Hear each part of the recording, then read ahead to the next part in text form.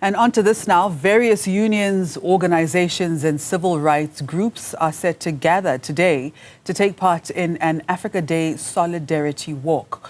The groups aim to highlight the message of unity across the continent. Africa Day is commemorated annually on the 25th of May to honor the founding of the African Union in 2002. The day symbolizes unity, liberation from colonial rule, and the collective progress of African nations. Newzroom Afrika's Katleho Sekhotho is in Newtown and joins us now. Katleho, what can we expect from today's activities? Good morning. Good morning, Maschaba. Indeed, we're expecting young people, activists, the general public to come together here at the Mary Fitzgerald Square and take part in this Africa Day Solidarity March, which then ends at Constitution Hill.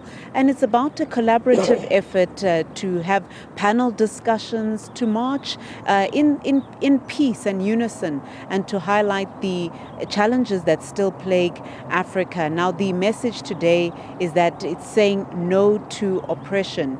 And I think the message is that, despite the challenges that Africa faces, like, neocolonialism as well as economic injustices, the message is that African people must always stand together. But I do have with me Giwusa President, Mr. Sibay, to give us more details. Thank you for your time as always. Can you tell us about today's march and its significance? Well, it is more significant today than ever before, because I think we're here to remind ourselves of the oneness of of this continent and its people. And that is all the more significant in the context of the rising, and a surge in right-wing populism and the scapegoating of the migrants. For all the social ills, the unemployment, the poverty, the crumbling public services, by politicians who have no solutions, who themselves are just no more than puppets of imperialism that continue to be dominating, to be exploiting, to be plundering this continent, its people, the land and its resources. That Africa is in crisis. There's a new scramble for Africa.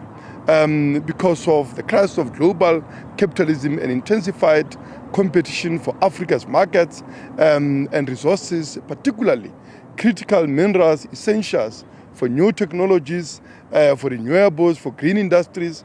All of that, requires that the working class of the continent is the only force that can defeat imperialism, that can defeat neocolonialism, that can take economic power in this continent, ensure that the economy, the resources, the land of this continent and its riches work for the people of this continent to uplift them out of poverty and for the genuine emancipation that our heroes, the people who died in a struggle for colonialism, dreamt of for this continent and its people. And now, Mr. Sibay, considering what we saw in the Oval Office this week, it is making headlines throughout the week. What are your sentiments as we look at Africa Day? It's all the more reason that we must be reminded that the only force that can bring about a genuine emancipation of the working and the oppressed masses of this continent is an organized working class. Because what you saw in the Oval Office, people call it diplomacy and all of that, but it's groveling and, before imperialism, before a colonial blackmail by, a most right-doing, president, of the most powerful global power in the world today, backed by a PayPal mafia of, billionaires that have their, origins in this country, who are promoting racist narratives, about, this country, people who have a nostalgia for apartheid, right? The question that we need to be asking ourselves is, how does it come about that the government we have elected, firstly, is blackmailed into packing the delegation with, a bunch of, right-wing Afrikaner billionaires or, rich people that have no mandate from the people of this country, right? It is the groveling that is necessitated, obviously, by the fact that this economy is under a crushing domination of multinational, most of which multinational corporations, most of which are from the US, and they have organized the economy towards export to the US market, and they are vulnerable. We'll leave it there for now, Mr. Sibe. Thank you so much for your time.